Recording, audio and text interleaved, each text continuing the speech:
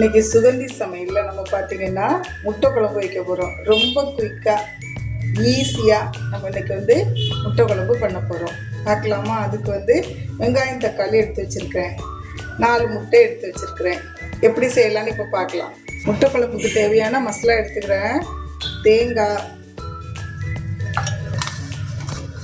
ஒரு 4 வெங்காயம், பெருஞ்சீரகம், கொஞ்சோல பட்டை, ஒரு 3 கிராம்பு, ஒரு 3 பல் பூண்டு எடுத்துக்கலாம். இது இவ்வளோத்தையும் நல்லா அரைச்சிக்கிடலாம். நல்லா மைய அரைச்சாச்சு. எண்ணெய் ஊற்றிக்கிடுறேன். கடுகு போட்டு வெடிச்சதுக்கப்புறம்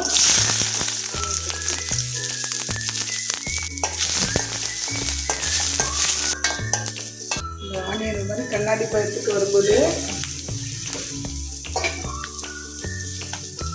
லேசாக உப்பு போட்டுக்கிடுங்க. தக்காளி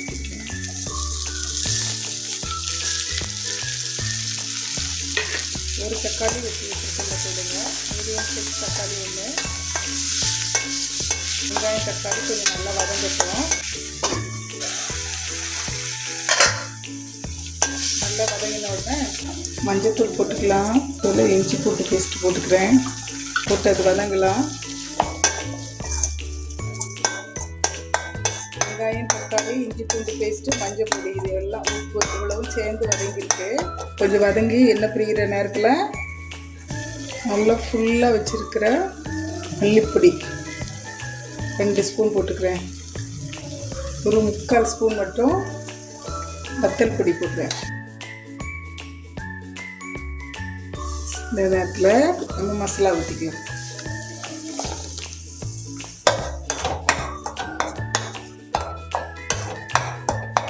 கறி மசாலா எல்லாம் இந்த தேங்காயோட நம்ம சேர்த்து அரைச்சாச்சு.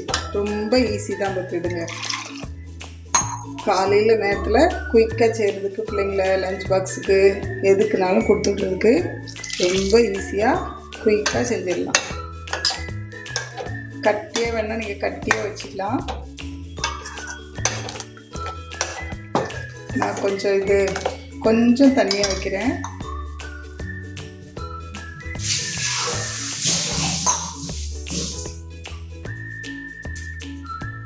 மிக்ஸி ஜாரெல்லாம் கழுவி வச்சு ஃபுல் ஸ்பீடில் தீய வச்சுட்டு உப்பு பார்த்துக்கிடுங்க.